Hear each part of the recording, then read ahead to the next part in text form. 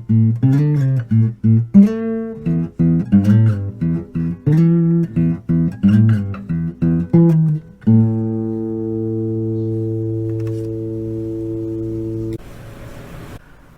going on, guys? Welcome to Looking Ahead to Beto Days. I am your host, Chris, and I am super excited about this episode.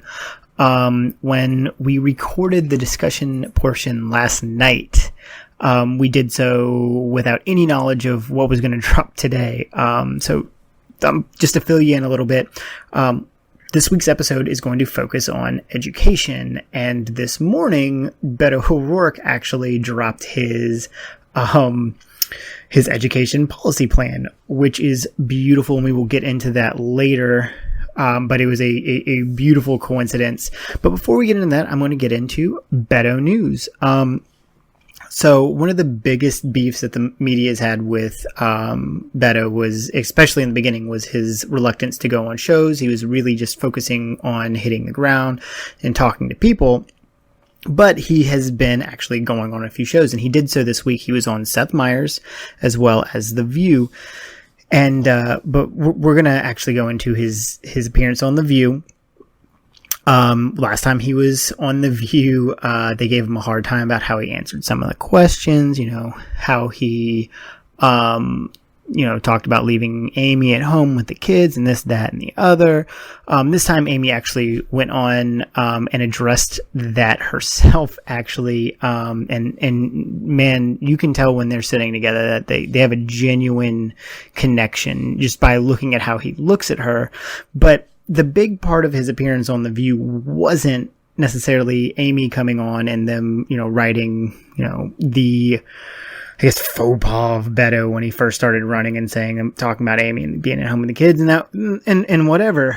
But it really came in the moment when he was sparring back and forth with Meghan McCain. Meghan McCain made the point that, Beto had called, the people at the rally in North Carolina, the Trump rally, he compared it to a Nuremberg rally, which, fun fact, if you've ever seen any kind of Nazi propaganda videos, that's exactly what it looks like. It's just the 2019 version. So Meghan McCain wasn't coming from a position of strength to begin with. She made the argument that Beto says he wants to represent everybody and he wants to represent Republicans, but what about those people in that rally? And Beto said everybody who was participating in the Send Her Back chant, which refers to Ilhan Omar sending her back, which is super racist, super fascist. It's just disgusting. I'm not even spend time on it. But he said every person who participated in that chant should be held accountable. 100%. And you can see in videos that I've seen the damage that something like that can do outside of, the just absolute racism of it. And in fact, there's video of a little girl who's like super confused, like looking around while all these people are chanting, send her back. And she eventually builds up and she starts chanting along with it. That's a problem in and of itself. That's just not okay. But, Beto really shut her down and the audience got really into it. And you could see that Meghan was flustered. He also made sure she called him on polling numbers and talking about how, he's kind of down in the polls and fundraising and all that. And he said, right. A lot of campaigns start out this way. Barack Obama did. And he actually didn't point out, Barack Obama. I believe Joy Behar did, but he actually pointed out John McCain and his run, and she apparently didn't like that, and her day did not go well the rest of the day. But I'm keeping the Better News portion kind of short. He's been really busy. This afternoon he went to Flint, Michigan, and he met with people there. He actually went to somebody's house and brought food and just like cooked in somebody's house. Like he made them spaghetti. Part of it was making the point that he had to go and buy 2 gallons of water just to make spaghetti, which is just completely blows my mind that they still have an issue with water there and nobody's talking about it. But I want to dive right into the meat of today, and that is education. Education, for those of you who have been listening, is my number one issue. I have a 9-month-old. I'm a teacher. I have any student who steps across the threshold into my classroom that is my child at that point in time. Their parents are entrusting me with them. They're mine to kind of, make sure they're in a safe and functioning learning environment. My wife is currently going back to school to be a teacher. Education is my entire life. I'm surrounded by it all the time. My mother is a teacher. My grandmother was a teacher. I'm a descendant from a long line of teachers, so it is something that is ingrained in me and something that is very important. And we recorded the discussion before this policy came out, and a lot of the stuff that I've noticed that's in it, we hit on. Because as teachers, this is what's important to us. And that's why this policy is so good. I really, really, really like what I'm seeing. So we're going to dive into that in just a second. But as always, I'm going to hit you with a Beto O'Rourke quote. And this is actually from when he launched the education policy. So for the sake of our economy, democracy, and future, we need to ensure every student, no matter who they are, what they look like, or where they live, has access to a quality education. That's key. Without students, you have no teachers, you have no schools. Students are the key to any school. And if you have teachers and we can develop teachers who care and genuinely want to nurture in that environment, those kids are going to be successful. And it's really not as easy as people like to make it out to be. Oh, we only work from September to June, which is really August because we go back in August for starters. But it's a lot of work. People shit on the teaching profession, which blows my mind because they will dump all over that profession, but then send their kids to that same environment and hope that teacher teaches their kid how to do stuff, math, English, whatever. It's just mind-boggling to me. But we're going to dive right into this.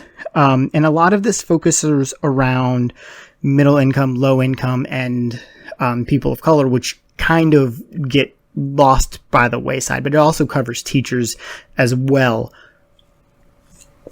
But there's This is a statistic. Beto points out that only 20% of America's public school educators are people of color, which we cover in the discussion, but only 2% of those are African American males.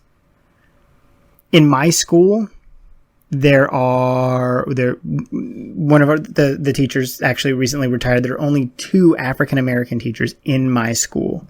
My school is a predominantly African American school. So the students aren't necessarily seeing somebody who looks like them and is getting, that they can relate to in that way. I do my best, and I try to relate to them, and I try to tell my story in conjunction with theirs, and we get to know each other. But sometimes it's really, really hard when I don't have an understanding of exactly what it is to be that student.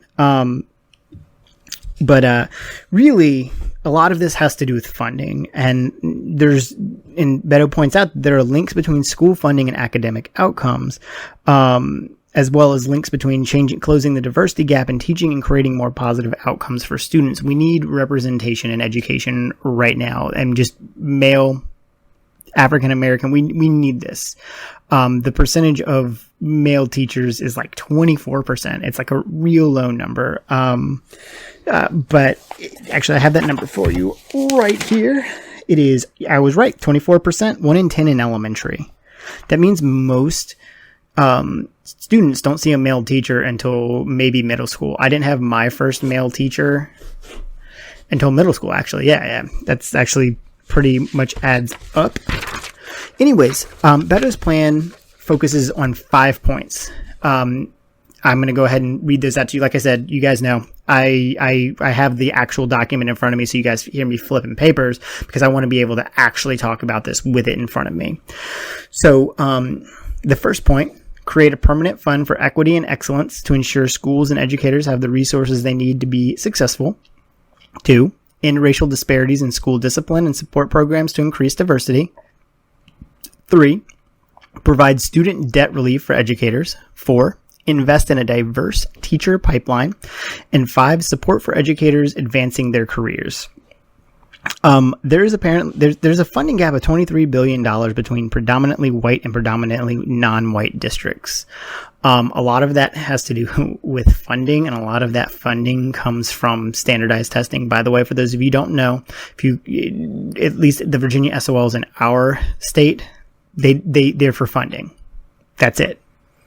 And if you're under resourced because you're already a poor school, or a school that doesn't have a lot of and just resources in general, and that is a lot of schools with a vast majority of minorities in them, you don't get the funding that you need to be able to help some of those students. So it's almost a vicious cycle of being stagnant. Part of this is he wants to create a permanent fund for equity and excellence. He wants to dedicate $500 billion toward the creation of a permanent fund committed to closing funding gaps, creating incentives for states and districts to guarantee fair funding for public schools and pay teachers professional wages. First and foremost, the purpose of the fund will be to close gaps in funding based on race and income. Let's keep going. He wants a state commitment to education funding. He's put on here that he wants a committee of experts.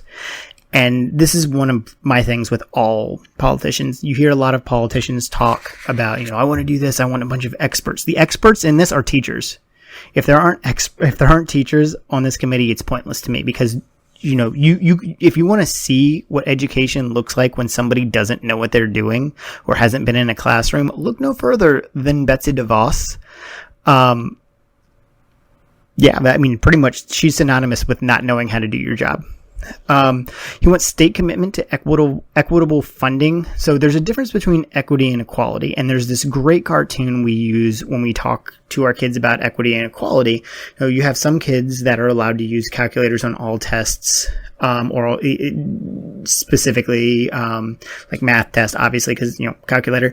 But some kids also get to test, in small group settings based upon their IEP or individual education plan. And when you explain equity and equality to students, you have to explain it in a way of, some other people need just a little bit of a boost to be at the same level you are. So equality, in this cartoon, there's equality, and it's these people looking over a fence. Everybody has the same size box so that they can see over the fence. Obviously the much taller individual can see just fine either way. The person in the middle can see, but the person on the very end is still kind of not able to see. They've all got equal size boxes, so it's equal, but it's not really the best for that situation. Whereas equity, the man who is much taller can already see over the fence, so he doesn't need a box. He's in good position. Person in the middle just needs a little bit of a boost. And then the third person needed two boxes so that they could see at the same level the other two were. That's the difference between equity and equality, and that's something that gets missed a lot. We need to make sure we are equitably divvying out any kind of funding. And this is my favorite part, states failing to meet that standard within 5 years of receiving permanent fund dollars risk losing the permanent fund for equity and excellence. They have to be using this money as it's being allocated, or else they have to. They lose it if they don't. He also wants to take the community-based approach, and we talk about this a little bit in our discussion. It takes a village to raise a child. Like, everybody needs to be involved in community, and the use of funds will be determined by each school based on engagement with educators, students, parents, civil rights groups, education stakeholders, and community leaders. So everybody has a stake in what's going to be going on with these students' education, because just about everybody has a kid go through the school system, whether it's public or private. You still want to get the best education for your student, and you if you bring these people together, you can find out what's best in that community. What do they need the most? And one of my big things that I found in this policy is he wants to pay education support personnel at least a living wage. We have IAs in my school. It's instructional assistant. Teachers cannot do their jobs without these IAs. IAs get rooms for students when they need small group testing. They take the students out to small group test them. They read just about every test from start to finish. They take notes for the students to make sure that their students' accommodations are met. They help give them extra help. These guys and girls are doing everything, and they're making $20,000 a year. That's how much instructional assistants make. $20,000. That is less than 50% of what, at least at my school, and it's at least 50%. It's more than 50% of what I make as a teacher. And that I only make a little bit more because I have a master's degree. And it's still not fantastic. We'll get to that later, but I have had some of the best IAs in my classroom. I've had all different styles, and I could not do my job without them. They get you through the day. One, they're not just helping the students; they help you. If my IAs, if they see me off, they'll ask me, what's going on? What can I help? Do you need to step out for a second? They're wonderful. They're underpaid, and they should be instructional assistants should be making, if not as much, almost as much as teachers. They're that important. He wants to fully fund the Individuals with Disabilities Education Act. It's IDEA. The fact that this isn't fully funded completely blows my mind. SPED programs are key in schools. There's every school has a SPED population, and that population needs special accommodations, and a lot of those accommodations don't get met because the funding isn't there. So I found this interesting. When IDEA passed, the federal government committed to covering 40% of the average cost. By the way, it should be funding 100% of that, but that's neither here nor there, and that's part of what Beto wants to do, to educate a child with disabilities. Today, the federal government only contributes a mere 14.7%. 14.7%. Any kind of ADD, ADHD, those are all considered disabilities. Those students need special help here and there. There are other students who are affected by all sorts of things. One of my guests suffered from dysgraphia. Without funding from IDEA, he may not have gotten a lot of the extra help that he needed. And I'm going to let him tell his story much later on the show, but the fact that we're not fully funding for students with disabilities is beyond me. It's like it's almost like we're saying, you guys are already defective, so we're going to let you guys go ahead and you guys can have the menial jobs, without thinking that these students have so much more to offer. My SPED students, in many cases, try 1,000 times harder than my TAG, which is talented and gifted, and my and your quote unquote average student, because they have to, and they have to try 10 times harder than they should already, because they're not getting the help that they need. When you have to scramble for a room to test in because you don't have the resources, there's not enough rooms in a school to meet their accommodations, or there's not enough IAs in a school because you don't have the funding there to give these students the support that they need. Like, 14.7% is just absolute garbage. We are failing our students. Period. He also wants to federally invest in modernizing our schools. I taught at a school that had one smart board. There's no reason that every school in America shouldn't have a smart board. Technology is the way of the future. Our students are using it at home. I'm of the mindset that every classroom should have a computer, and we should be teaching our students how to use that and effectively manipulate that, because that is where they're at. We can't put them at a disadvantage and put them behind. We have to create positive and effective learning environments. He wants to end racial disparities in school discipline and support programs to increase diversity in America's school. I was part of the PBIS, which is Positive Behavior and Instructional Services. It's a program to use positive reinforcement to to help students make the right decisions before they're in trouble in the first place. But part of what I did, and I took it upon myself to do this, was I would go into the ISS room every day, and I would talk to every student in there, and I'd ask them, so why are you in here? And they'd tell me, and we'd have a conversation about, how they can fix that, and they can do that, how they can, not end up back in ISS. And one of the things I noticed is majority of the kids in there were African American. I'm not saying that, there was my particular school was racially profiling the students. It's the furthest from the case. My school is actually really, really good about taking care of their students. We're a free lunch school, free breakfast school. We've been crushing it as far as some of that is concerned. But a lot of it is stigma too, and teachers not understanding where the student's coming from. This is again why it's important to have a teacher that looks like them in front of a lot of the students. And shared experience says a lot, and coming from a place of understanding says a lot. And that's why you see so many students who are acting out. They get written up for just dumb things that you shouldn't be written up for in the first place, ending up in places like ISS and OSS. I did notice that there was just a huge number of racial disparity when it came to students in ISS and OSS. So increased funding for programs designated to increase diversity.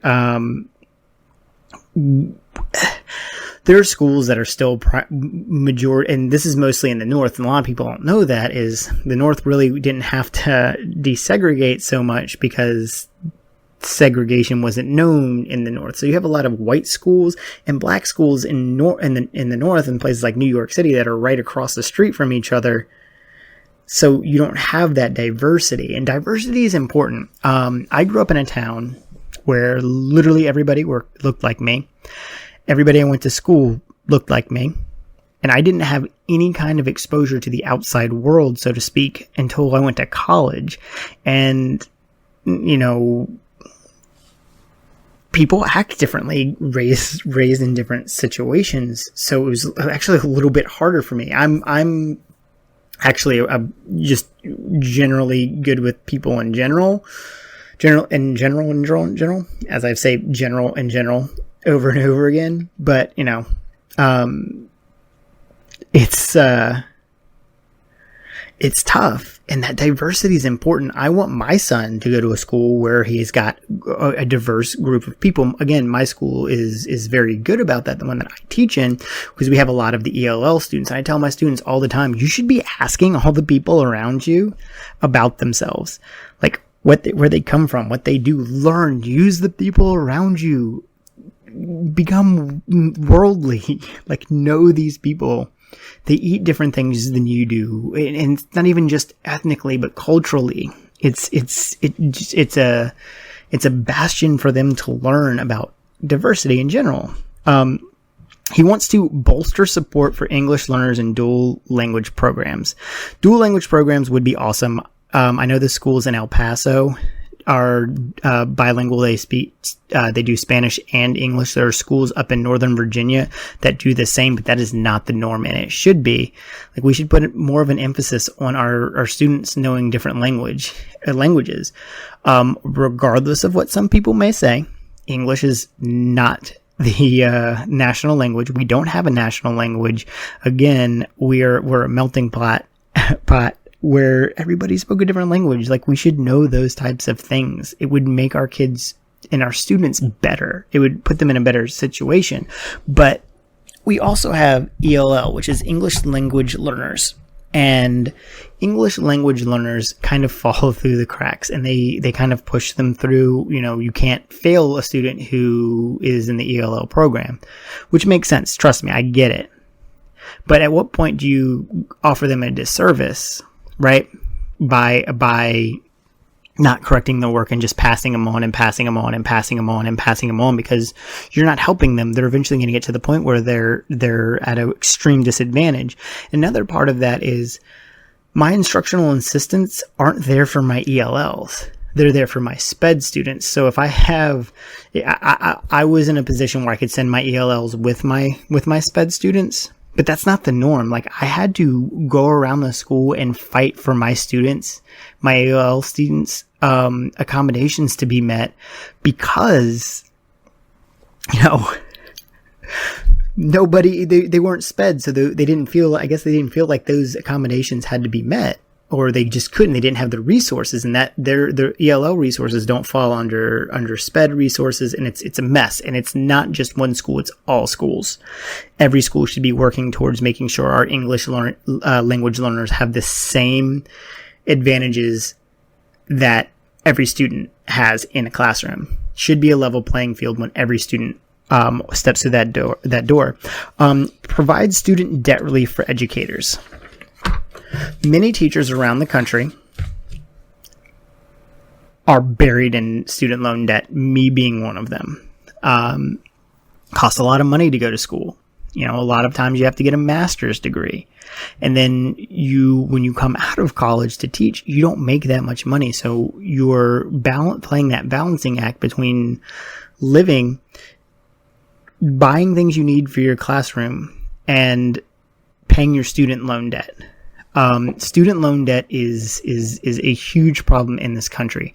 I am not saying that every single person who has student loan debt needs to have their student loans completely forgiven. That it's just, in my brain, it is completely inconceivable that we just wipe that, like everybody's debt free. It just doesn't work that way.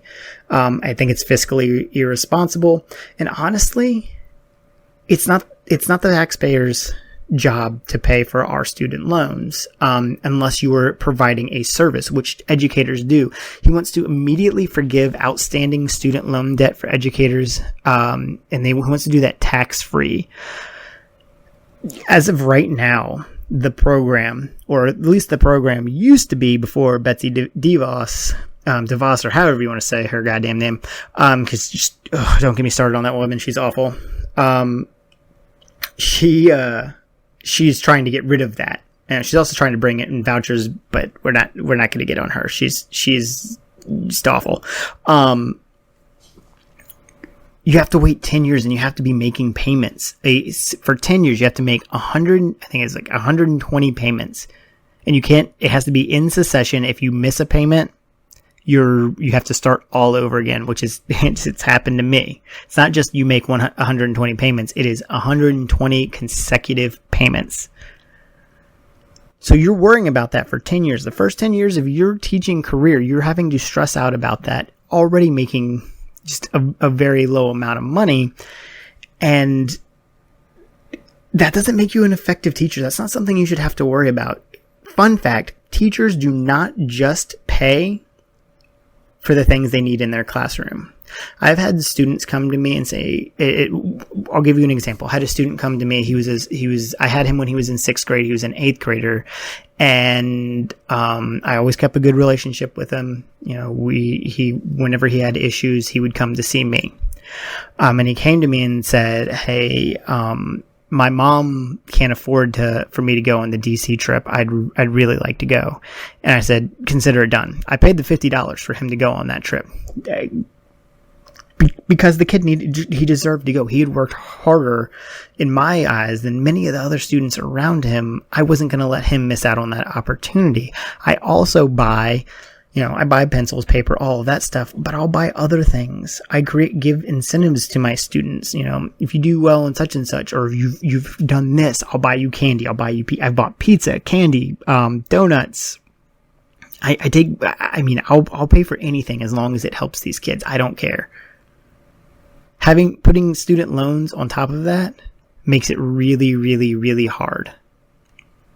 So wants to convert the existing public service loan forgiveness program to an accelerated loan forgiveness plan.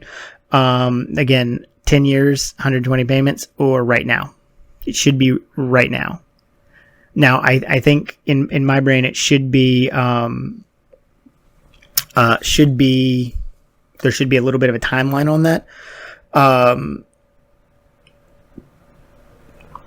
Basically, this is the way he wants this to work. Teachers who have worked more than 5 years in a public school will receive total loan forgiveness. Others would have their student loan payments suspended while teaching in public schools, have 20% of their principal forgiven per year of service, and total loan forgiveness after 5 years. That is how you do it right there. Because, a lot of teachers stop teaching after the first or second year. They either can't handle it or they didn't know what they were getting into, which blows my mind in general, but,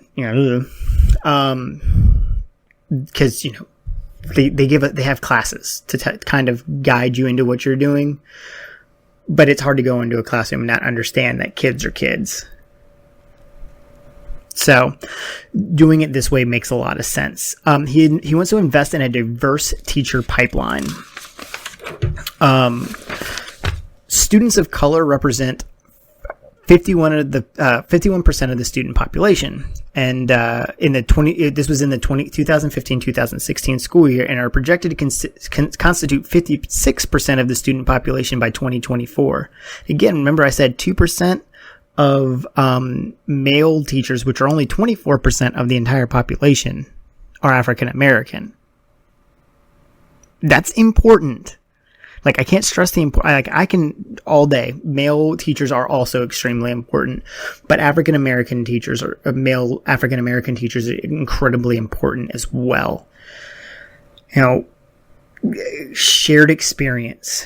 The kids can bond. It's easier for them to bond if they feel like there's a shared experience. And we get into this when we discuss in our discussion later on. And teachers of color only make up approximately 20% of the teacher population, and apparently they tend to leave the profession at higher rates than their white peers. That's a number I can't explain. Like, I haven't been directly affected. Obviously, wouldn't be directly affected by it, but it's a big disparity. And as president, Beto will work with Congress to provide debt-free college for low and middle income students for the full cost of attendance at state universities, technical schools, and community colleges to allow students to pursue careers of their choice, including teaching, without ever worrying about the debt they will take on. In order to create incentive for students to enter the teaching profession, he will also support for teacher preparation. It's kind of expensive to become a teacher. So if you don't have the money, or you either go into crippling loan debt or you don't become a teacher, essentially is what it is. Or you're somebody who has money in the first place. And you don't see a lot of the wealthier population becoming teachers. Teaching isn't a profession that is respected, and that is absolutely bogus. It's probably the most important. It's like one of the most important professions in our entire country, right? We're charged with educating youth, yet as teachers, we're completely marginalized and just put down for what we do. But Beto wants to create a program that provides $500 million per year for post-secondary institutions to partner with high-need school districts to create residency programs. I love this idea. Absolutely love it. The idea of it reminded me like kind of what doctors do, but residency programs provide on-the-job training for prospective teachers, offering them a year of training in a classroom alongside an experienced teacher. If they do this 100% and you want to be a teacher, you can be in my classroom anytime you want. I will gladly work with you if you're out there listening. That's a good idea. It's a good way to get people into education that may or may not be able to afford it, but have the ability and the skill set to be able to educate students. I can't stress enough that we need teachers, and we need teachers that want to teach,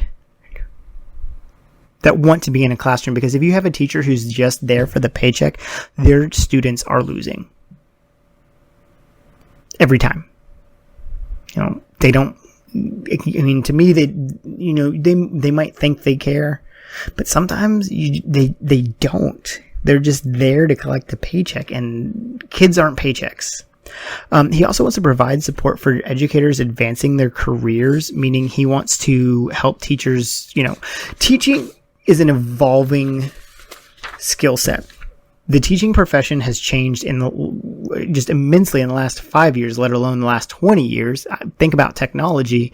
But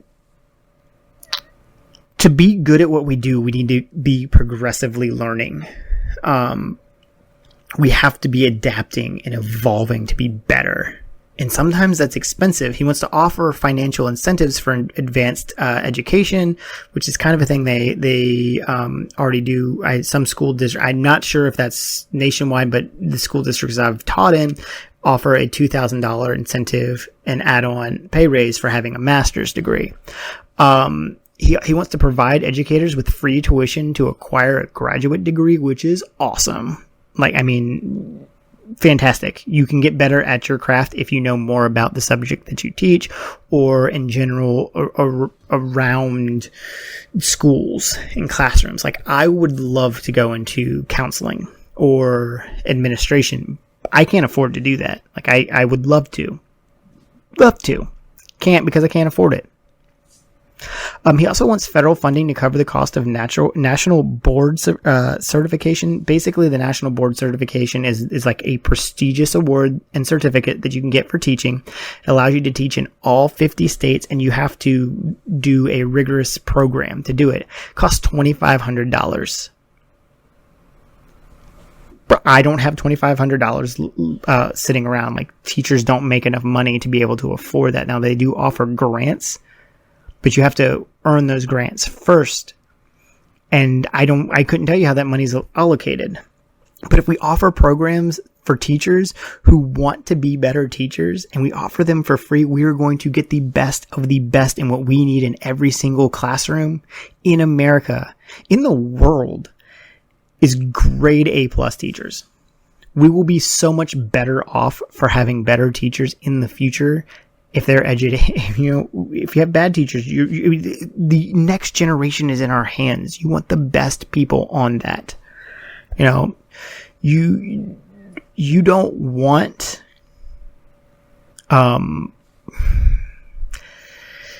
you don't want me doing surgery because I don't know what I'm doing.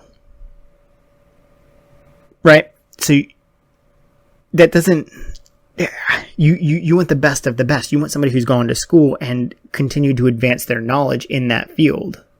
So I can't do surgery because I don't know what I'm doing. I wouldn't expect somebody to come into a classroom and know what they're doing without any kind of backup information. You want to keep these teachers getting better and better and better. He wants to permit teachers to meet recertification and continuing education requirements through micro-credentialing. So every 5 years, you have to recertify. Obviously, education, again, like I said, evolves, so you need to know different things and more things. So we have to recertify. Basically, we're bound to traditional developmental courses. Teachers should be able to demonstrate competency through micro-credentials, which require a teacher to submit evidence that they have mastered a particular teaching skill. This approach allows teachers to progress in their professional development at their own pace, and allows them to stack credentials to signal expertise in a particular area.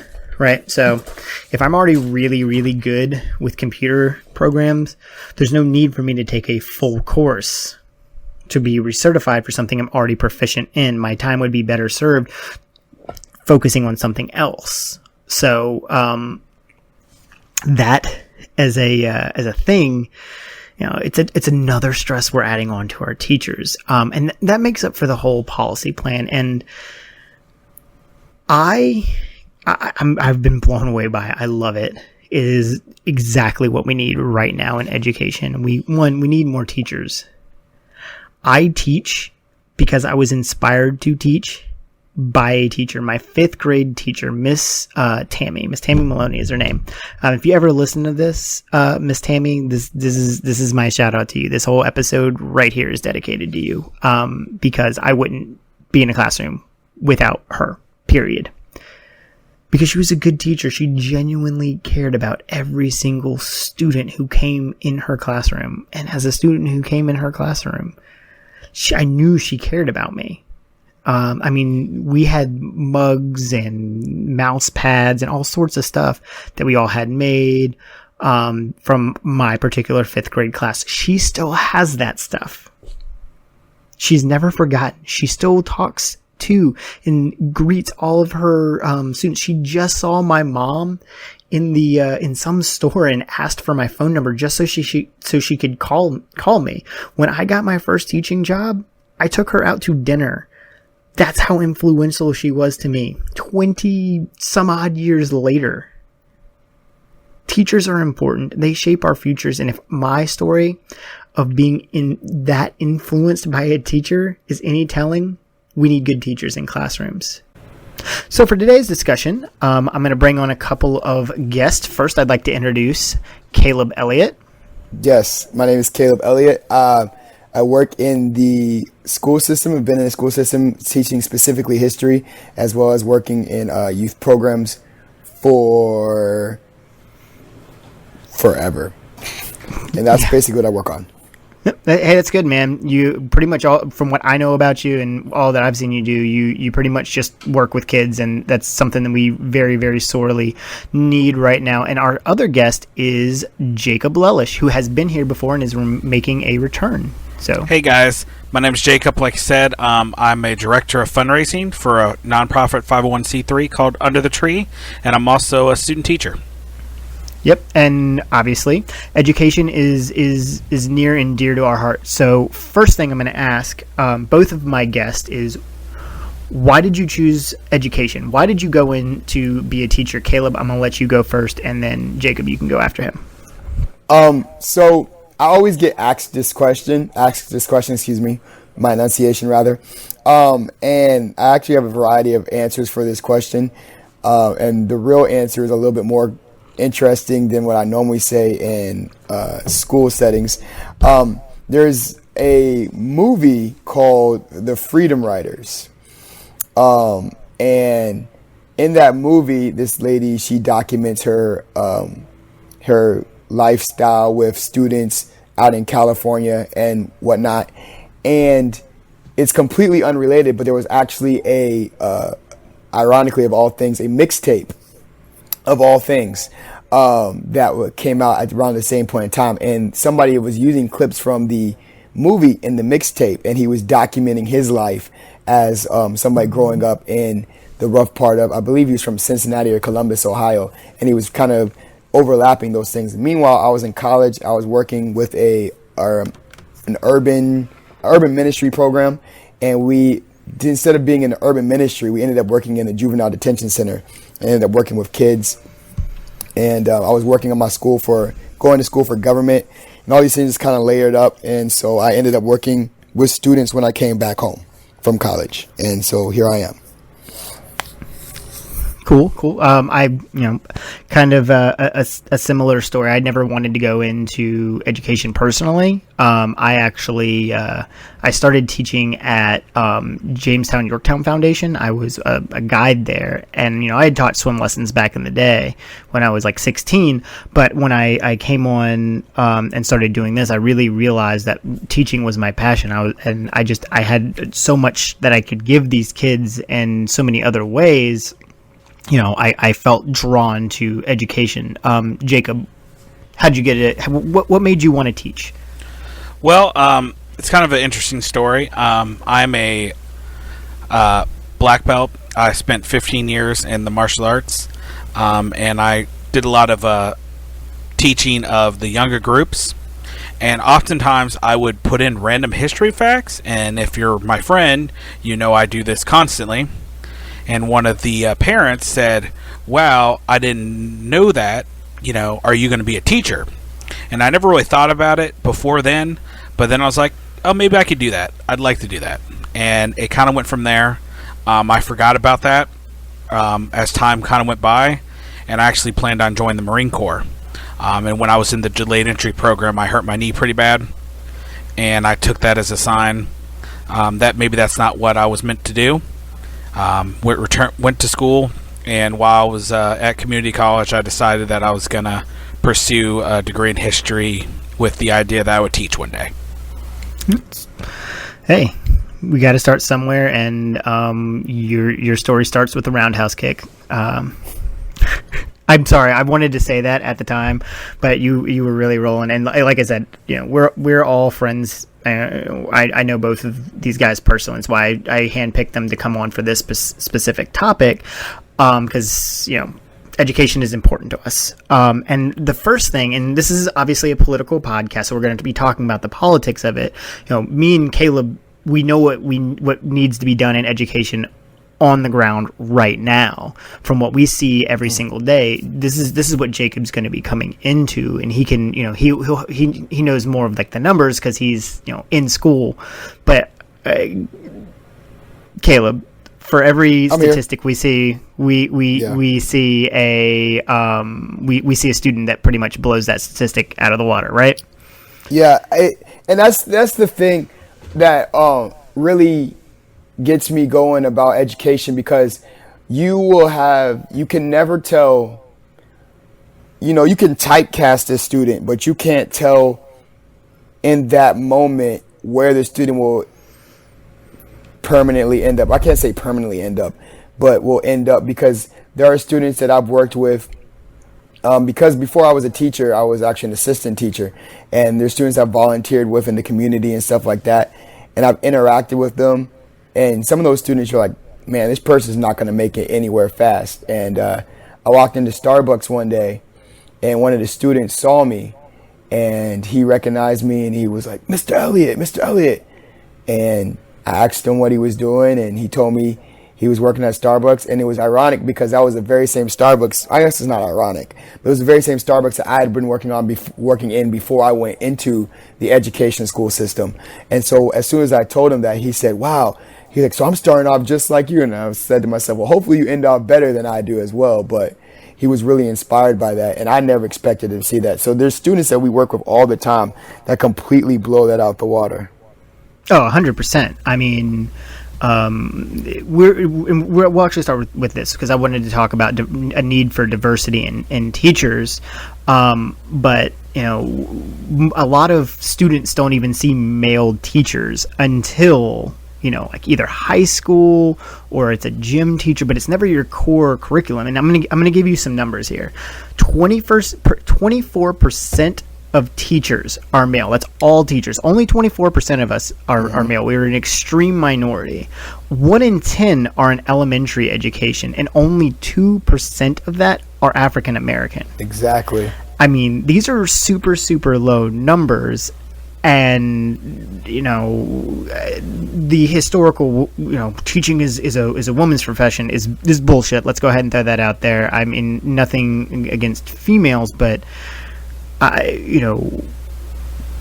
that's just a dumb thing to say in general. What we need in a lot of cases, we need a lot of male role models because some of these kids don't get it, right? We've got tons and tons of students that we see every single day who don't have a dad at home or are the adult at home. So they need somebody they can look up to. And one of the big things that Beto has been pushing, we need to get more minorities, more male minorities into the teaching profession, because 2% is a low number. And that can be a connection that a lot of students make. Like for you, Caleb, being somebody who's of color, what does it mean to you being a male teacher of color and finding out that there's only 2%? You're part of 2%. Yeah, you stole my mind-blowing stat that I was going to drop in with all sorts of grandeur. But there's only, from what I can tell, there's only 2% of teachers are black male teachers, and I don't know whether it's something that it's kind of like a viral thing that you see on Instagram or Facebook or Twitter rather, and it's always the post. What a couple of my friends have been posting: when is the first time that you had a black teacher? And so for me, the first time I had a black teacher was in 6th grade, and her name was Mrs. Hightower, and she fit the stereotype of, the old black schoolmaster type teacher, very no nonsense grandmother in nature. I can't think of, however, I don't think, and I've been trying to think about it since I knew I was doing this podcast with you, I can't think of any black male teachers that I had at all. At all. Not even, I hate to say it like this, not even the stereotypical gym teacher. I can't think of any black male teachers that I had at all until, interestingly enough, probably in college. And the black male teacher that I had in college, I had one as a math teacher, and then the second one was probably about my age. And he was probably about my age, maybe a couple years older. And he had just gotten his doctorates. And I remember sitting in the college class, and the guy who literally looked like me walked inside the classroom, was standing in front of the classroom. And we didn't even take him seriously because, he looked like he was our age. We thought he was just another student. And so as far as I can recall, I may be wrong, but as far as I can recall, I think I've only had two black male teachers, or for that matter, non-white male teachers. I've had maybe one Spanish teacher, two Hispanic teachers in Spanish class, and I think I had maybe two black female teachers in school. And so, but representation does matter. And when students don't see somebody, it shouldn't be this way, but it's just our human nature. When you see somebody that doesn't look like you, or you assume that they didn't grow up like you, you're not going to be able to connect with them or identify with them. And so I believe that it's very important to have male teachers in the school system, because students can identify that male figure as somebody, as you said earlier, people who lack father figures. But when they come into the schools where we work at, I'm not saying that they see us all the time as, the father figure, but we are a male authoritative figure who we try to balance out, the education and the fun simultaneously with justice and directing them the proper way to order their steps. And so I think that is very important, and that is one of the things that I'm also reminded that I think we are at a fortunate circumstance, because where we work at, in the school system that we work at, I think there is actually a larger amount of black male teachers per capita. I could be wrong. I don't know. I haven't done. No, you're pretty spot on. I was sitting here thinking about it. We actually have a large number of male teachers in our school. Yeah. I mean, like, we're pretty evenly distributed. Now, granted, there are more females, but our school is actually, and it's going to come up a few times, because the school we teach at is I mean, they're really ahead of the curve with a lot of different things, and it's really, really wonderful.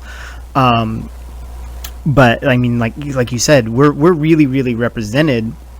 But we need, a lot of students need that male figure, that male father figure.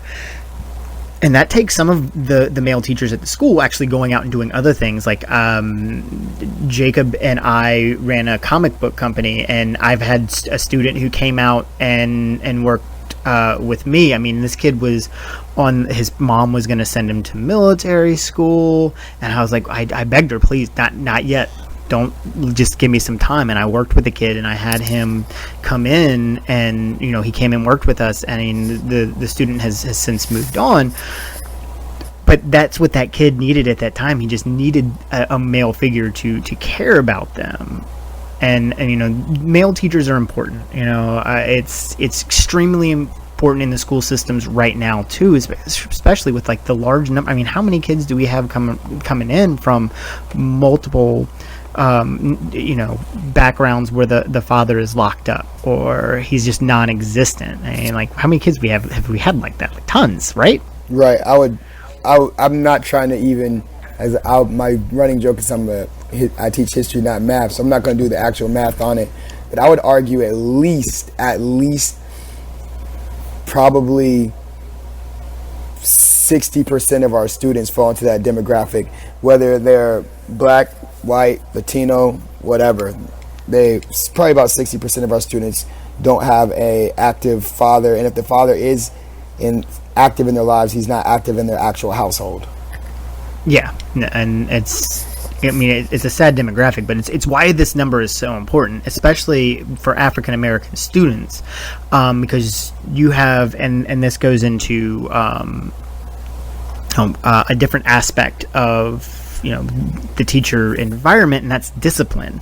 I have a view of, if you treat them like people, like they're actual people, and respect them as such, they will do the same to you.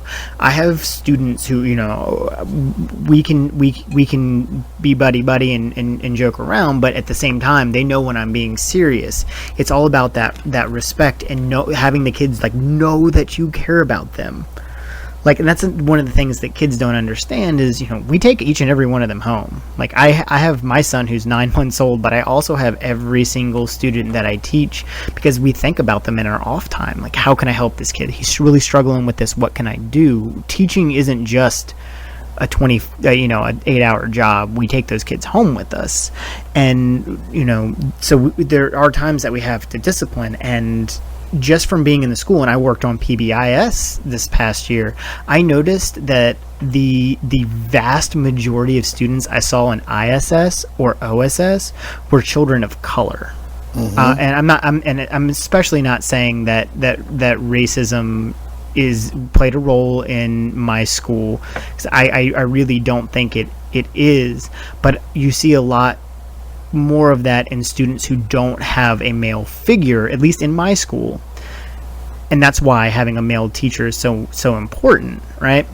We have these large numbers of children of color who don't have dads at home, and they need somebody like that. And they especially need somebody like Caleb, who is really, really out in the community. And what can we do? Like I said, this is one of Beto's big things, is that he talks about, the large number of discipline that goes on children of color. How do we fix that? What can we do? Do we start at the beginning, and try to reach them earlier by having more male teachers and more role models along the line, especially when it is male students of color who are getting this discipline? What do we do? What kind of things can we fix as people on the ground level, seeing what happens day to day? What can we do? For me, what I think is, I'm actually writing a paper about this as well. We need the school. Everybody needs to work together. I know it's super cliche, but it's the statement. It takes a village to raise a child. And people go back and forth about that, but you need to understand that in ancient societies, you had your immediate household, your immediate tent or whatever you lived in. That was your immediate household with your immediate family. But then the entire village was working together to make sure that you were receiving the instruction you needed, as, of course, in a hunter-gatherer society, as a hunter-gatherer, or later on you were getting your writing or whatever. You would be sent down to one of the old sages, and they would teach you a certain way, and then you would go back home, and if your father would instruct you on certain things. And so the whole community was working together. And one of the things that needs to happen is we need to somehow create a system where the entire community can work together to see these things happen. Of course, that in itself is, I guess, a whole nother story.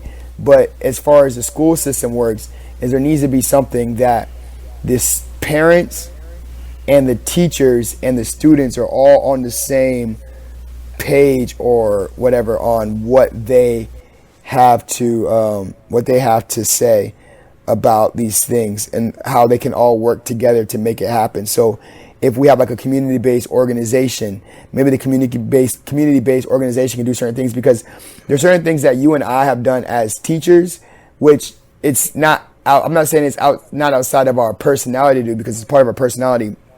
But maybe other teachers don't feel comfortable in acting in that role, or it's outside of their role to perform, or they're just like, hey, I'm not getting paid to do this, which sounds callous, but it's understandable. We need some sort of system where the students can go to that, not just the ISS or, the in-school suspension rather, but something else that they can go to where they're like, hey, this is a safe place, and the parents recognize that, hey, this is a safe place. And we need to also change the narrative of teachers just being glorified babysitters to being people who are ones that receive respect and give respect and relate these stories of culture or grammar or science that we used to see. When I say used to see, I mean like the way that things were when you think about, I mean, it has its pros and its cons, but when you think about the village raising the child, those things you see back in those community days, we need to have some sort of 2019 parallel of that and future parallel of that. I think that's one of the best things that we need to do. And I think that's one of the things that works best. And I think we've tried to do that in our classrooms. And I feel as if we've seen a more positive sway of it because of that. I can agree with that. And there's something in there that you also said that jumped out at me, and that was, the respect for teachers. And I was watching, it was like an NEA, school forum that a bunch of the candidates went and spoke at, and the one who said this was Elizabeth Warren. It's actually something I agreed with her on. She said, when you have people that go in for like a career day, or a parent that goes in, they're like, that dad's a lawyer, that dad's an engineer, and you're a teacher. Yeah, it shouldn't be like that. Teachers, honestly, like we should be lauded as rock stars, like for what we do. People gripe and complain, and they get 3 months off. They shouldn't be paid as much as they do. They make too much money. We don't make enough money for what we do, because even in those 3 months, like we still see kids out in the community, and we see those kids out in the community. We still have to, act like people to them. Like have you ever, when you run into a student out in like the wild, if you will, Mr. Elliott, Mr. True, you are a rock star to that student, especially if you made an impact on their life. And I don't know when that stops happening and when adults forget that, but it's really sad. And that brings us to the next part of our discussion. And Jacob, you can jump in at any time on this one. We need new teachers, and especially ones who are compassionate like yourself, because you do Under the Tree, but you're also very knowledgeable about your topic. And as it happens to work out, all three of us are history teachers, which is it's just kind of funny and ironic in that way. But like when you're in the classroom right now, like how many of your peers around you do you see going to school to be a teacher? Me. Yeah, you. No, you. That's it. Just you. Yeah. Just you.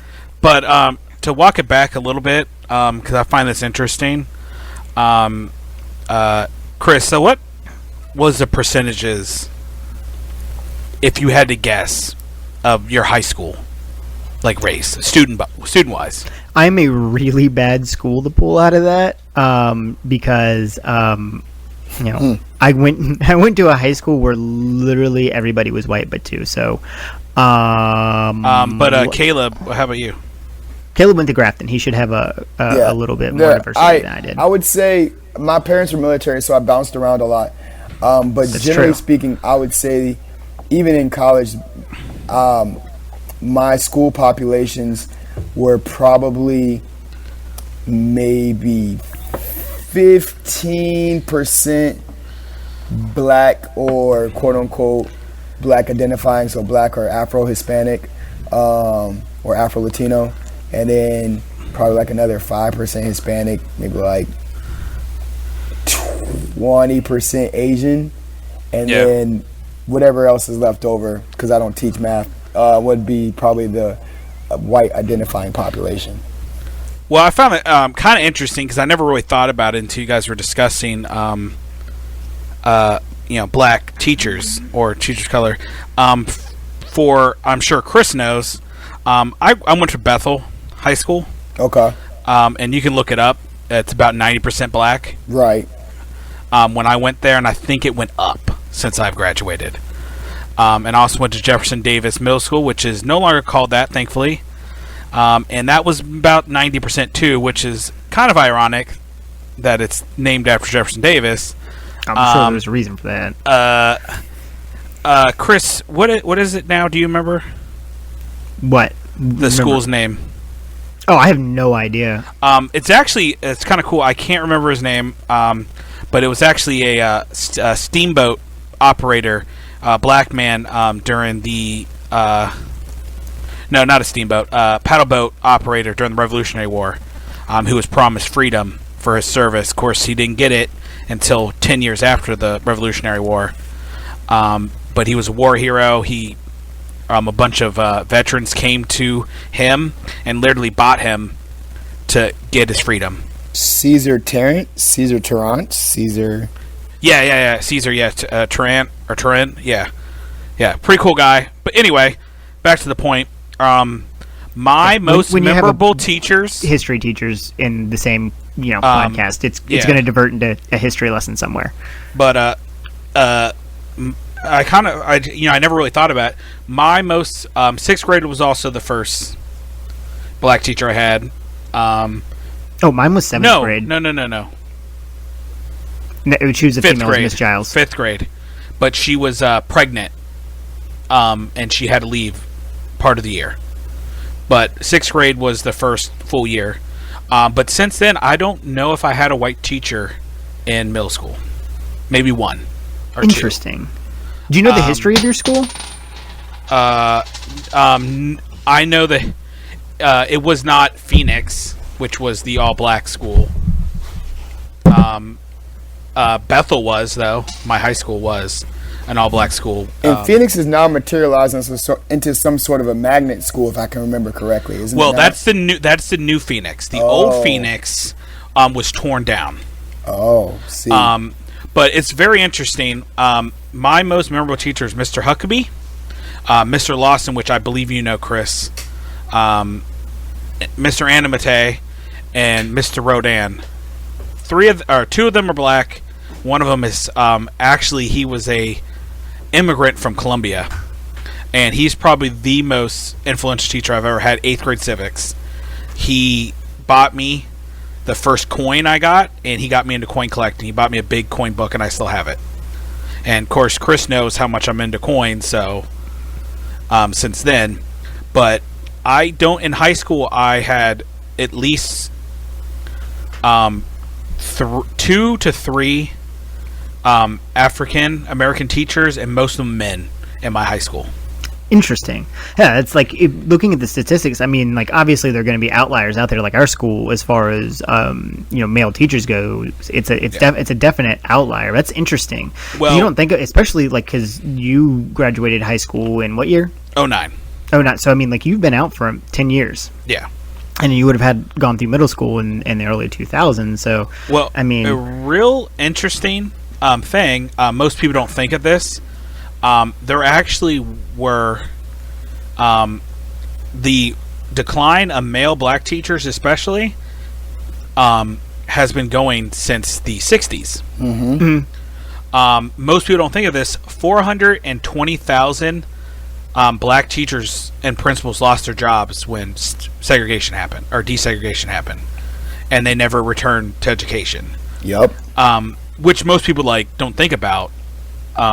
Interesting. I didn't know that. Yeah. You never really want to think. I was actually going to note that as well, but continue, Jacob. Yeah. Can you hear me? Yeah, we got you. Okay. Yeah, you never want to think about, what can happen of something. Obviously, everyone agrees here that desegregation need to happen, but people didn't really care much how, if that makes sense. So all of a sudden, instead of bringing the kids to each other's schools, they just closed down the black schools and moved them with the white kids. Yep. And especially in our area, which I can say Hampton Roads because this is a Hampton Roads for Beto, but we're a very special area, especially if you live in Hampton and Newport News. We are almost 50% black and white. I believe it's 48% white, and I believe it's 49% black in Hampton, particularly where I live. And there's some Hispanic and Asian in there. So very interesting. Most places aren't like that. Yeah, we're definitely in a vacuum here. We also have a lot of military as well. Yeah. And so when you think about that, it's kind of different. And then to go back to your earlier point, I'm just trying to catch up here. When you talked about students not, breaking the mold, Chris knows this, but I was diagnosed in elementary school with dysgraphia, and I was put on the program to basically get a high school certificate. They said I would never graduate high school. All this. When I graduated, I believe I was 11th in my class, and that's because I got a 0 in tech drawing. They talked about me. I won the multiple history awards. Obviously, I'm working on my master's right now. But if I listened to my teachers in 5th grade, I would never graduate high school. And that's another thing, you know, it's not something that we as teachers know about. There are, I mean, like, legitimately, there are bad teachers out there, and all it takes is one bad teacher that can ruin a child on school. Like, all they have to do is handle something the wrong way, and you know, Jacob is a special case, because I'm sure that they told him he wasn't going to graduate, and he said, well, fuck you, I'm going to graduate, and I'm going to graduate in the top half of my class, you know, let alone, I mean, in the top 20 of my class. And then, not to mention this fact, which really is the problem, when my graduating class was 1,250 freshman year, we had a 68% dropout rate. I graduated with 400 and something, and the rest of the people transferred or whatever. But 68% dropped out straight out of high school from my high school. And again, these are all, I mean, this is problems with education as a whole. We are losing children, right? I mean, it's just, we're not doing all that we can, and, you know, part of that is getting in these new teachers. So how do we get out, and, like, how do we tell people, you know, and especially the right ones, because we don't just want people coming into education because, you know, it's something to do. They couldn't do something with their underwater basket weaving degree, so now they're going to teach art at a school. But it's even worse than that, because you know, most people, when I'm going to be a teacher, don't do that. Yeah. Why would you do that? That's another thing. Why would you do that? SOL tests. It's awful. Don't ever get into teaching. You know, and as long as we have that, it's not going to change. And to go right back then, and you guys know this, I don't have to tell you, most of those kids dropped out because they couldn't pass SOLs. Yeah. And they just like, well, peace. Yeah, and that's another, and nobody's Hopefully I can get a job at the shipyard, and that's what it was. Well, and nobody's telling these kids, like, you are still going to graduate if you pass these SOLs. Like, the SOLs have they are not going to dictate. Well, they actively tell people, when I was in high school, if you don't pass this SOLs, you don't graduate. Well, that's because it's at the end of the day, it's all about funding. If the school doesn't get as much funding, if they don't have a certain pass rate, and that's something that we're not telling kids. And, you know, we have kids who, like, Mr. True, don't get me wrong. Don't get me wrong. Standardized, you know what? Get me wrong. Standardized testing is bullshit. I don't think we should be doing any of it. I think history is going the right way, at least the history SOL, because we're going to be doing project-based learning, which is actually having the kids do something. Like every degree path in the future instead of just random tests. Yeah, I mean, like, you know. You don't need, like, the SOLs don't tell you anything. It's all about funding, and, you know, we're privileged in not having to deal with SOLs and a lot of the blowback. But I see the English department and I see the math department in my school, and I'm just like, I couldn't do that. Like, Caleb, would you go over and teach English? No, I have some friends outside of our school that actually do teach English, and I'm not gonna say I bully them. It's like a running joke, but they'll do things. I'm like, yeah, I couldn't be an English teacher, because there's requirements, and I don't know the master plan, so I'm assuming someone knows or assumes that they know what they're doing somewhere that gets paid a lot more money than we do.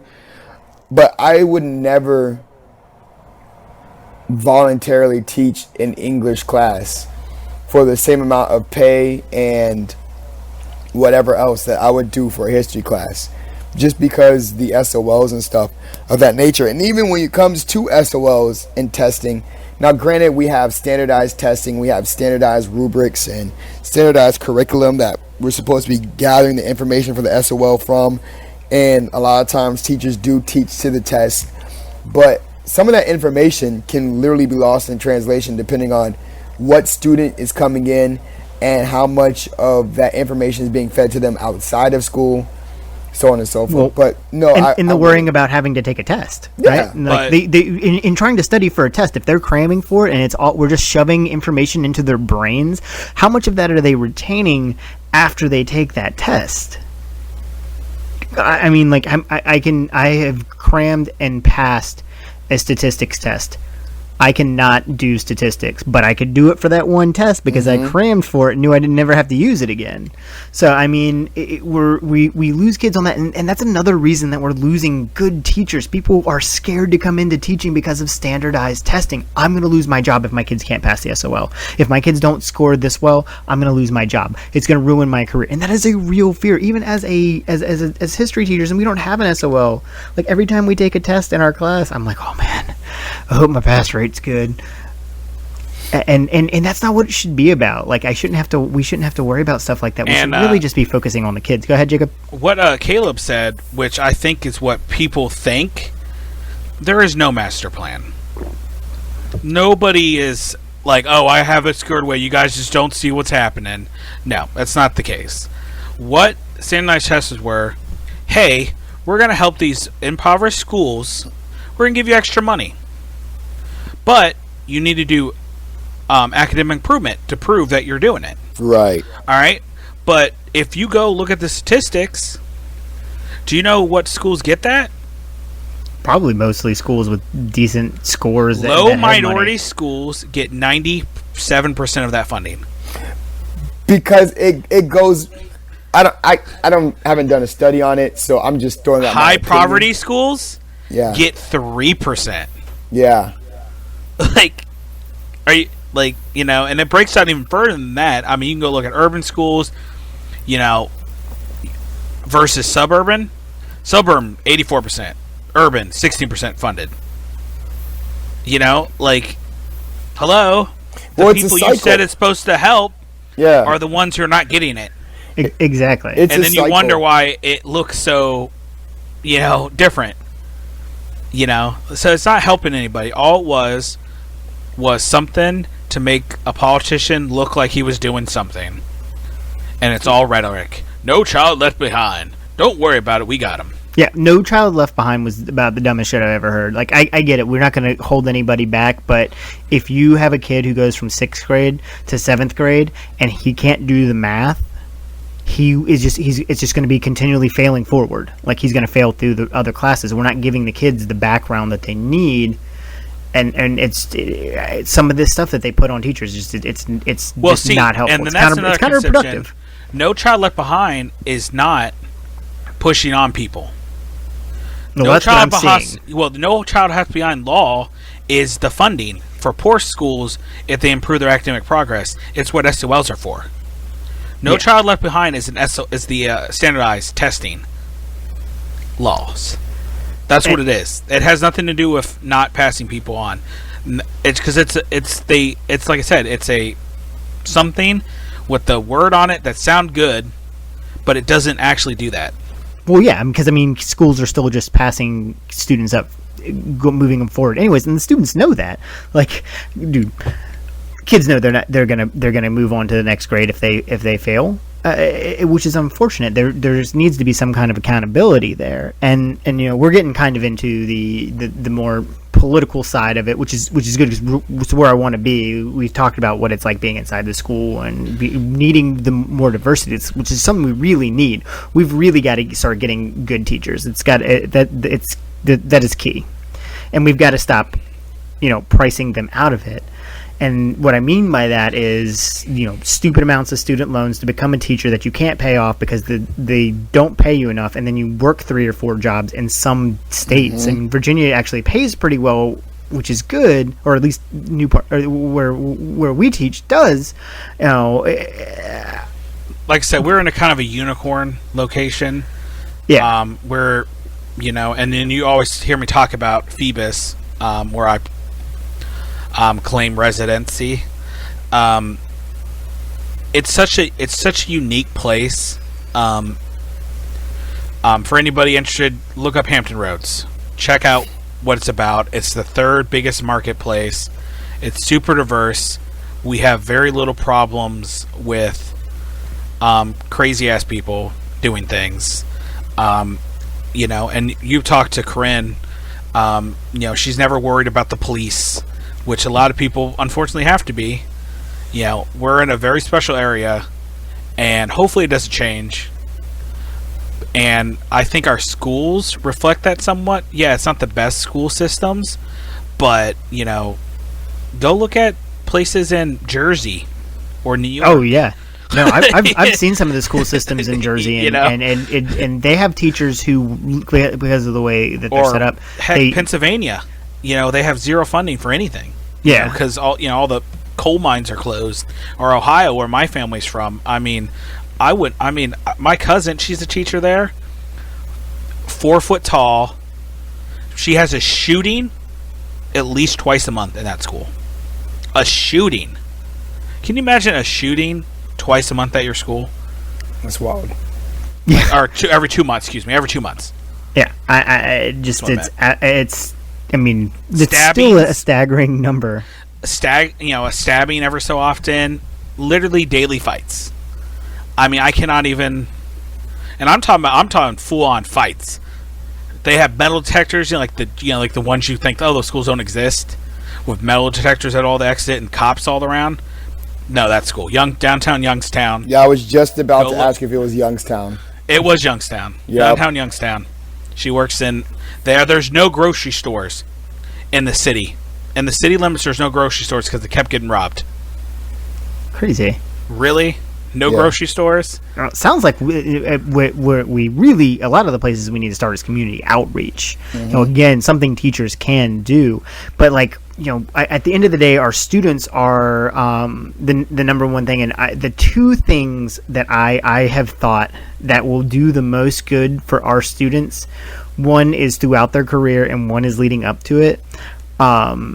And leading up to, we'll start there. We need universal pre-K. Now, there are schools around here who have that, but that is not something that exists readily out throughout the United States. Again, our area in a vacuum, we actually live in a pretty decent area, and we work in this decent area. But there's other schools who don't have universal pre-K, and my school gets affected by that pretty consistently. How many kids? We've had a ton of kids who can't read on a 6th grade level or on a 2nd grade level. Mm-hmm. I can tell them facts, but they can't read it on a piece of paper. We need to be that needs to be something it shouldn't be money. We educate kids from kindergarten through their senior year, 12th grade. But kids start learning before that. You can teach them things. I started reading at 3 years old. 3 years old. If we did that with every student, we would, and we had this option where we had transportation and put funding into it. We would have more students reading and on a higher reading level. I'm not alone on this, right? I'm not the only one here thinking. I'm going to have Bodie, by the time he's 3, reciting the secession order of the British Empire. I'm sure you will. But besides that, that's not an abnormal thing. You think about it. For example, people such as Dr. Martin Luther King Jr. or some of these other guys. You read their autobiographies. You hear these stories about them. Some of the men from the past, and they were not 14, but 16, 17, which 17 might not be too old, rather, or too young, rather, but they were into levels where they were in college already, and we look at that and we promote that for a lot of people as if this makes this person greater than this person. And not to take away from Dr. King's legacy, but it was the educational system around him, and he was growing up in a segregated system, but they enforced education, they enforced reading, they enforced these things where he could go and have an aspiration of doing something great. But it started when he was very young. So there needs to be something where people where kids can learn. I think we've also gotten away from what the standardized testing. We've gotten away from learning being something that is, I'm not going to say fun as in it should be, you know, like video games and ice cream sodas or whatever, but it's not fun as it used to be. I remember my history teacher when I want to say I was maybe in 6th or 7th grade. I had a history teacher, and he wasn't, I think it was 5th grade, and older white guy, and he would, every single unit that we did, he would come up dressed like that unit. So awesome. We talked about the Revolutionary War. He would come into class dressed as the Revolutionary War, and I was like, this guy is crazy. But everybody wanted to go to his class because we never knew what he was going to do, and he worked us to the bone, but he always kept us entertained while working us to the bone. And I think that is, we need something where these kids can actually learn and not just regurgitate information, but actually learn. Exactly. And advance themselves. Yes, sir. 100%. Yeah. Well, they do testing on, you can look up, I don't have the source in front of me right now, but they did memory tests, what kids learned about what they covered. And if you go to the students who that class had SOL, they would get like 50s on the, you know, what did you retain. But you go to the classes who didn't have SOLs, they scored in the 80s on average. It's because they have, I mean, learning is it's fun. It's not necessarily forced. Like how many of our students do we have that, you know, they can't tell you on a test, you know, what Roanoke is, but my kids could all tell you why Roanoke happened and what happened to those people, as far as, like, you know, who's a what's it got held up in England, and then the you know, the Spanish Armada happened, and like why they got left there for 2.5 years by their own. They can tell you that, but they can't tell you it was the first colony, first English colony. But then you go, I mean, history, I mean, you guys know this, you're history teachers. It's a story. It should be like Game of Thrones. You should be like, what's happening next time? And if you do it right, it will be cool. I mean, you can't make up stuff that happened in history. You literally cannot make it up. It is far more interesting than people would like to say, because, like, oh, I hate history, it's so boring. You know, this guy did this on this date. If you're doing that way, you're not teaching it right. You know? Exactly. But if you have to do that for the test, then, you know, what's the point? Because, you know, no one will know. Exactly. I mean, maybe you'll be really good at Jeopardy one day, but that's it. Yeah, no, and exactly, and that's what standardized testing takes a lot away from us. And, you know, getting back to the whole universal pre-K, again, we can't. It's hard. The kids are at a disadvantage if by the time they get to 6th grade they can't read. Yeah. You know, I mean, I've gone back and tried to work with kids. You know, we're putting in the work, you know, when it should have been done up front. And, you know, there's a horrible thing that happens in education that you know, most people don't know about, and that's called tracking. You know, it happened to you, Jacob. They put you on a track. You weren't going to graduate high school because you had dysgraphia, and you said, "Well, again, you know, I'm going to do something completely different." But you get these kids stuck on these tracks. It doesn't that you are an extreme minority, but we need to make sure that we give our kids a front-loaded chance by giving them, teaching them to read, teaching them simple numbers, teaching them to be social with one another. Like, that's something that's big in schools, and I feel like we've lost a lot of it, and that's why we have a lot of the bickering that we get. Like, we don't have bad fights, not like you were talking about, but the kids get so upset about piddly stuff because in a lot of cases they're not getting socialized at a young age. And, you know, universal pre-K just has a million different benefits, and all of them are good, and I can't think of a single reason this country doesn't have that already. But all of that is for naught, right? If your kid or if your students come into school and they're hungry, and I'm going to go ahead and, like, the school that I teach at, I'm going to shout it out right now. It makes sure that every student that steps in that door is fed. We have free breakfast. We have free lunch. Not a student goes hungry. That is not the norm. That is not something that happens in schools across the country. We have a lot of kids that, you know, it's hard to take a test when you're worrying about am I gonna have dinner? When am I gonna eat next? It's hard to concentrate when your stomach grumbles. If we're lucky now, I've gone and bought kids food. I ain't like, why is student nutrition only a tagline when politicians want to get elected and then it gets forgotten? You know what I'm saying? Mm-hmm. Like, and my mom's runs a cafeteria in James City County, which is another unicorn area, mainly because all the rich people who live up there. And John Hinckley. And John Hinckley Jr. John Hinckley Jr. John Hinckley's dead. My bad. John Hinckley Jr. also lives in Williamsburg. Actually, fact. 20 minutes from the school, but hopefully Reagan doesn't come to visit. But if Reagan comes to visit, he's got a whole. We might. There's a lot more problems. We have a lot. So many more problems. But when she goes and she's having the opposite problem. She used to, and they have, I think mostly. She have a lot of free lunch. Her people, she has a lot of reduce, which is ridiculous. I could do an hour on that, reduce and free lunch. But meaning they could make it better? No, there's free or she's a paid school, but there's a lot of free lunch. But there's people who are reduced. Now, basically, what it is, if your family makes under $40,000 or under $30,000 a year, you get free lunch. Mm-hmm. If you make above that to $50,000, you get reduced.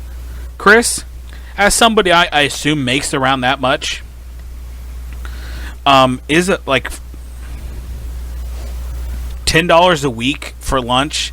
Doesn't that'll eventually cut in a little bit?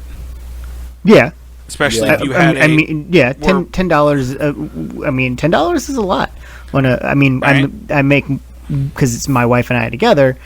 But I can tell you, even with where we're at, we're still, $10 is a lot. And then that doesn't include breakfast either, because I remember they used to make students pay for breakfast as well. Mm-hmm. Oh, they do still at a lot of schools. Like you said, you guys are a little special. And most of Newport News is, I believe, free. Is that correct? I'm not sure. I just know what happens in my school. I'm pretty sure most. I think all so. Elementary and middle school is. High school's a little different. It's harder because they have more robust food, I guess you would say. So it's a little more expensive, and I think that's the main problem. But at that school, the people reduced lunch need it way more because, and those, I'm sure you guys are familiar, those same requirements are food stamps, welfare, various other things.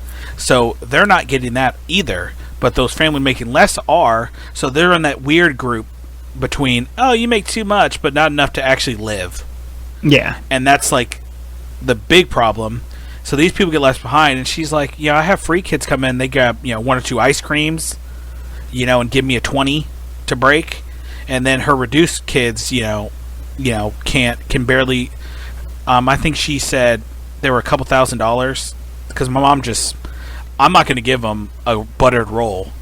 I'm just going to pay it. And my mom pays hundreds of dollars a year paying people's debts because, she's like, I'm not going to let these kids go hungry or eat like a buttered roll. Like, no one wants a roll for lunch. Yeah, no, and that's awesome that your mom does that, by the way. Shout out to her, because I know that's a lot of money. I mean... And people help. I think she said the other... some guy came and they had like $500 and some dollars outstanding, and some guy paid it. It happens randomly. A parent will come in. But why does that happen? How it shouldn't happen. You think about it, $500 for, let's say, if.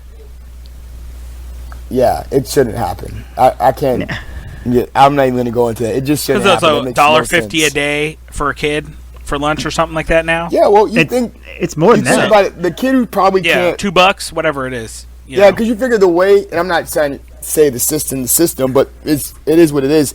The way that the system is set up, most likely speaking, the parent of the kid who owes $500. Oh no, that's like the school together. Oh, okay. That's like all the kids. Oh, that was like I a was about to classroom say, for me. good When gracious. Yeah, that's all the kids who had like debts. Yeah. Basically, what the rule is, I believe it's $5 or $6, and then after that, she's supposed to give them like a butter roll or a cheese sandwich, and not the regular lunch. I remember that from a couple of years ago.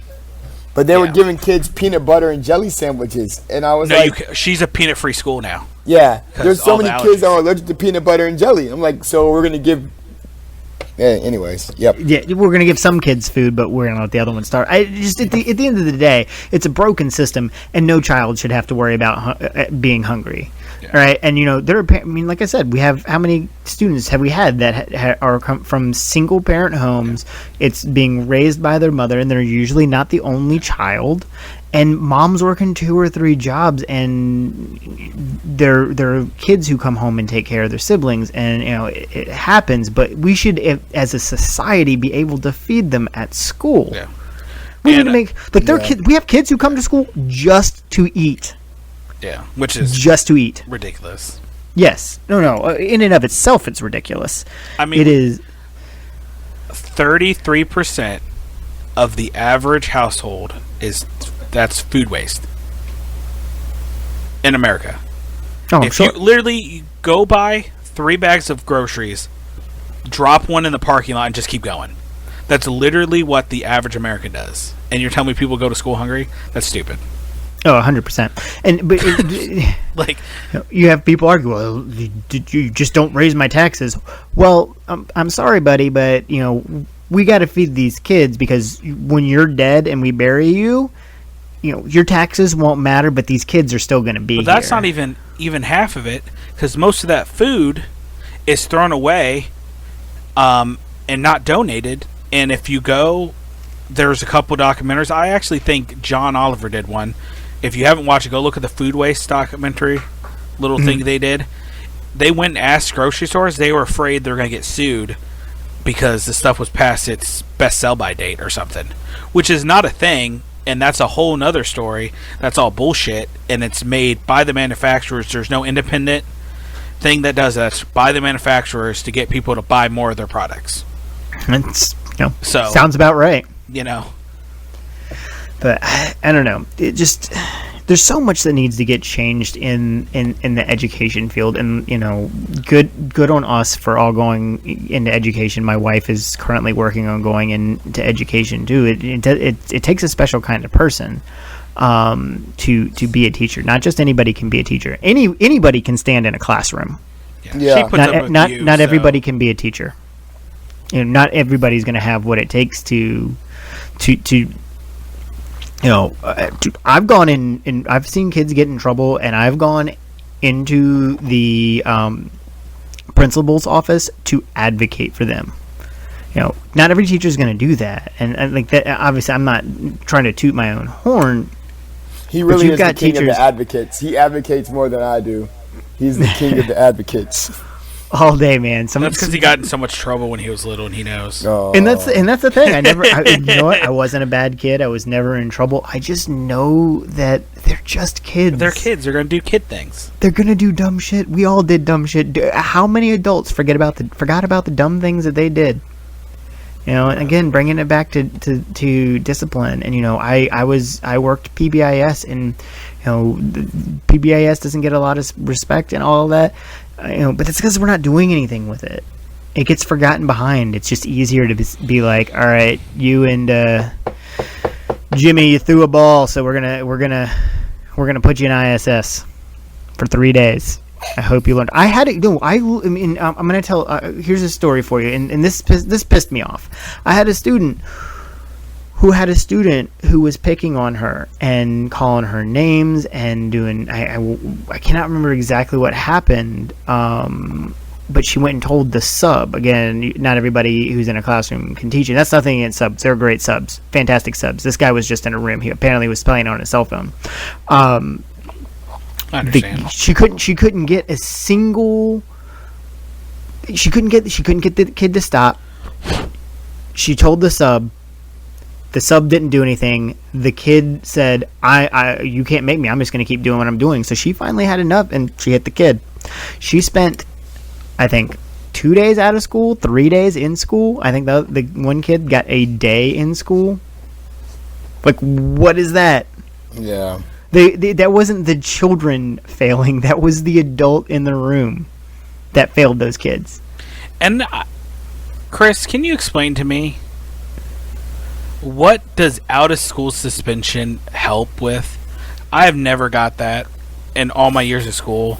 It used to have consequences. Yeah. It used to be you'd get zeros on everything, and I think we're failing kids even when we have to do OSS. And I'm not saying we don't need discipline, because we do. We just need to be more judicious about how we use it. It can't be weaponized, and I think way too many people weaponize it, and way too many people use it just to not have to look at that kid anymore, instead of thinking, why is he doing what he's doing? And like they care. Oh, I have to go home and not do anything, and if they don't have strong, it's a free vacation. The system is only effective if you have, once again, it goes back to the community aspect. The system of OSS is only effective in probably a pre-2009 world. I think. If I got OS, I think I got once, and I was justified, and my parents didn't get me too hard. But if I had it for something that I did, my father, Chris, Lord, through a fucking wall. But you said it before. You also have to think about, like, you think about technology that we have nowadays. You think about the access to, things such as Wi-Fi and hotspots, your video game systems, all that stuff. So getting OSS. And you figure, if you live in a single parent household, right, where for better or for worse, only one of the parents is present and they're working an X amount of time, the parent's not able to keep up with the fact that their child is, at home, which means that the child now probably has, if they have their cell phone or whatever, it's a vacation. It's not as if previously, when you would get ISS or OSS, and I know myself and cohorts of mine, if we would get sent home, that you had not dial-up internet, because we had Wi-Fi by then, but still the Wi-Fi would get cut off, and you didn't have the smartphones and stuff like that. And I come from, my dad's side of the family is from the country of Virginia, and my mom's side of the family is from the islands, so there's no playing around there. If you get in trouble, you're in trouble. Like, if you come home, if the mom and dad comes home and you're not, scrubbing the bathroom while reading bathroom while reading the dictionary, from A to Z, and cleaning up the floors and getting all your homework turned in, you're going to have to do more work anyway. But we don't have that type of community support nowadays. So it's just like, little Bobby gets sent home for 3 days for getting in a fight, or Bobby gets sent home because he refused to give the security guard his cell phone. So now he's getting sent home. His mom comes and picks up his cell phone. Now little Bobby's at home with his cell phone for 3 days, I mean, he needs to call his mom, Yeah. Which, that's another thing I'm going to get started with. Who cares? I mean, if they're not in the class using it, I don't care. I've got don't let me hear it. If I hear it, turn it off. Yep, nope, same thing, but that's not that's not the norm, which is weird to me. We're in a digital age. We want them to be do digital it like in you're the classroom. college. Like, oh, come on, turn off your phone. I'm trying to do a lecture, and then that's it. Yep, that's like, I don't understand. My class doesn't get derailed by cell phones because they just cut it off if they forget it's on. It's an accident's an accident. I think I've confiscated maybe 1 or 2 phones ever in the amount of time I've taught. It's just I'm going to tell you about OSS. Can be dumb. It can be useful if it's used appropriately, and there are reasons that kids need to get suspended, obviously, because they can't be on school grounds. But and there are things that they can do. They can send the kids to churches. Churches do outreach group, but nobody utilizes them. Nobody. Like, I put work up for kids who get suspended that never gets done. There's accountability all around, and we, as adults, as the adults in the room, we're all failing these kids. We're not asking the right questions up front. and we're not helping them out at the end. We're pretty much just leaving them stagnant. I'm gonna go ahead and tell you a suspension story, which is super, super dumb. Right. So my wife in high school was suspended for skipping school. Then she got more days added on because she had a lighter at school after they brought her to school when they found out she was skipping. So, one, whose fault is the lighter? Hers or theirs, really? But, I mean, like, she's already skipping school. Why are you going to give her OSS? Like, they should have done her an ISS, if anything, which made more sense. So, that's just, that's always blown my mind. I knew Hannah was a delinquent. She's been a delinquent. More as soon as I saw her. Yeah, no, she looks like one. One of them delinquenters. She's for those of you listening at home. She's sitting right here and giving me the finger, but that's neither here nor there. For my teacher test. Studying for her teacher test, actually, while we record this. But education is important to me. I think that we're doing the best that we can as teachers. I know both of you, Caleb. I have nothing but the utmost respect for you. Same for Jacob. But we're not the norm, and we're not getting enough good teachers like this. And we need more politicians talking about it. We hear them talking about they don't know. Well, I mean, that's not even the case in a lot of cases. I've heard Beto say some really, really, really good stuff, but I need him to back it up too. Like I'm a supporter. I volunteer. I started this podcast because of him. It is named for him, and I believe that he's going to do what we need to do, because as of it stands right now, Betsy DeVos is ruining education and she is driving it into the ground. She is. She has got to go. Yeah.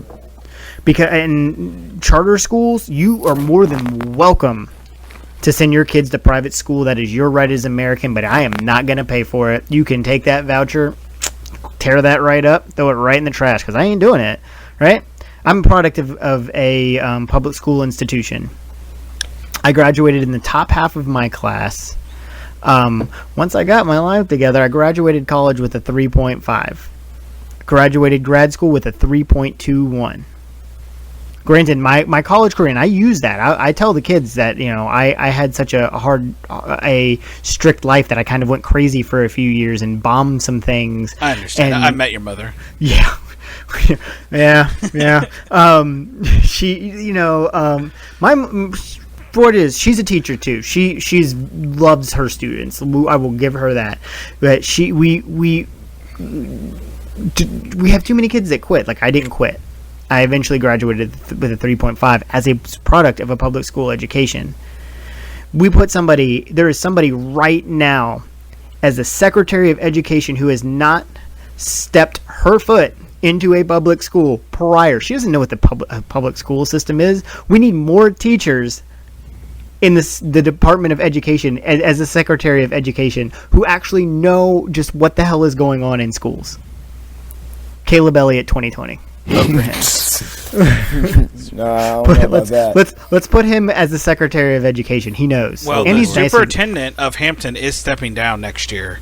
I've heard from the mayor, so there's an opportunity for you to run. Yep, there we go. Caleb 2020. Oh Lord. I'm not. Never mind. I'm not going to get into DeVos just because it's like saying she's like Voldemort in schools, and that should tell you something. She is she who must not be named. But it all goes down to like what you said. The guy in charge. Yes, I know. He is she doesn't also know a moron. Anything. How can you run something that you have no knowledge of? Like, I'm a pretty smart guy, but I guarantee I couldn't run the NASA space program. Hey, if Betsy DeVos can be the Secretary of Education, I'm going to go down to CHKD and start doing surgeries. I've never been in a room doing surgery, but I'm 1,000% sure. Is that how it works now? Because never mind. You just wash your hands. It only works if you have enough money and you buy your position. That's how that works. Yeah. You have to be able to buy. You can do whatever you want if you own the hospital. I do know that. Yeah, well, that and if your brother helps work with the Russians to get your boss elected, then you can kind of do things that you have no fucking clue. how to do. I could go on about. I could do a whole show on the evil that is Betsy DeVos, but I'm going to lovingly choose not to. But first off, we've talked about some really good stuff. Diversity in teachers, and all of that. Feeding our students, everything. But the last question I'm going to pose to you each individually, and I'm going to start with Jacob because I haven't let him go first yet. I want you guys to tell me, what does a politician need to do right now that you would vote for them to be president, but specifically pertaining to education? Like, what does their education plan have to be? Like, what would sell you on their candidacy? Jacob, you go. That's a hard question because I think the way we fix schools is more of a cultural solution. There's a lot of things we can do. I mean, we can get rid of standardized tests. If someone says, hey, I'm going to get rid of standardized tests, that's good enough for me going forward. But really, what we need to do, we have to change the culture from what I do as my own business. My child is never wrong, and school is dumb, you're never going to use it for anything. And get back, not even get back, because I don't even think it ever existed, but more get back to when people wanted to secede in the education because they knew it meant a brighter future. Most schools don't have a valedictorian or a valedictorian. I know it doesn't really matter, but it's one of those things that people don't think it matters anymore.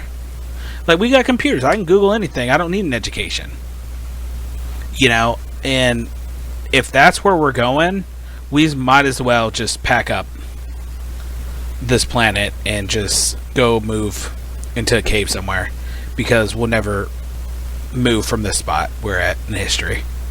That's super unfortunate. And I agree with you. We need to put more value on education, because and value on teachers too, because we're losing that. What about you, Caleb? Oh wow. You got to vote right now. What kind of education? What does a politician have to tell you right now is pertaining to education that's going to be like, all right, I'm going to vote for him right now? I know your values go way beyond just that, but specifically speaking, education. Wow. Even if that was the only issue, wow. I think it would have to do something with more accountability in the school system, but also more funding in the school system. And when I say funding, obviously as a teacher I would like to get paid more and blah blah blah. However, the funding needs to go to the students, and we need to figure out how we are. And when I say funding needs to go to the students, I mean funding that goes to the students for things that the students either really need and or really want. So funding shouldn't go to students to get students glossy student contract books, because who cares, Yeah, they throw them away. Yeah. They lose the cover in the first week. I've seen it. I promise you that's what happens. But tax dollars at work. Laptop for everybody. Dude, I would love laptops for everybody.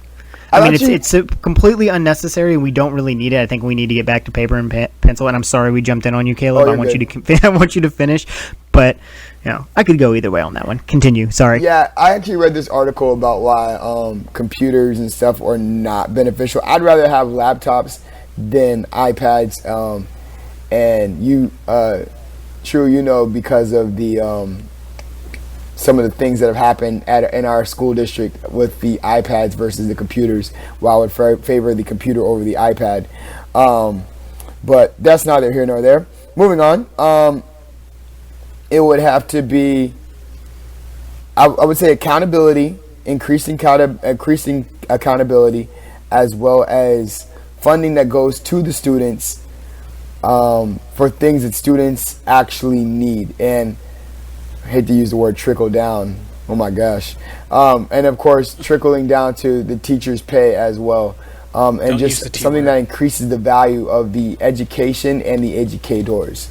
I don't know how a politician could vocalize that, but every once in a while when I see things like that in somebody's push, more so for local community community politicians, that is something that immediately sways me over to their side. All right. I would like to add one thing because I just thought about it. Okay. Do you know why the lottery is legal in the United States? Oh, dear Lord. Sure. Why? No, I have no idea. It was illegal for a long time. They made it legal because that all the funding would go to schools. Makes sense. Which is legally written into the lottery, of at least the Virginia State Lottery. Every dime from the lottery goes into school. The lottery profits have, I'm going to look it up real quick, 12 times since its conception. Every year it goes up 20% or more. Chris, do you think the budget for school goes up 20% more every year? I don't think so. I mean, shit. I mean, It has not. It has I can tell stayed- you the school it has- budget is not really gone up because we still. I mean, we get new books every 10 years? I can 5 tell you years? for a fact that the school budget in our school district is not. Do you know why? going up. Why? And every dime does go from the lottery goes to schools. What they do is, I'm just going to say a random number. Let's say the school budget for Virginia is $100 million. Let's say the lottery made $38 million this year. They go and minus $38 million from the school budget and replace it with the lottery money. And then use that $38 million they took from the school budget for other things and put the lottery $38 million in there. We're almost even right now, so eventually we're going to start doing good. Right now we're almost even with how much the lottery makes and how much the school budget is. So hopefully when they make off of primarily low-income families more money off of them, it'll eventually trickle down. But yeah, whatever the lottery makes, they take out of the school budget and replace it.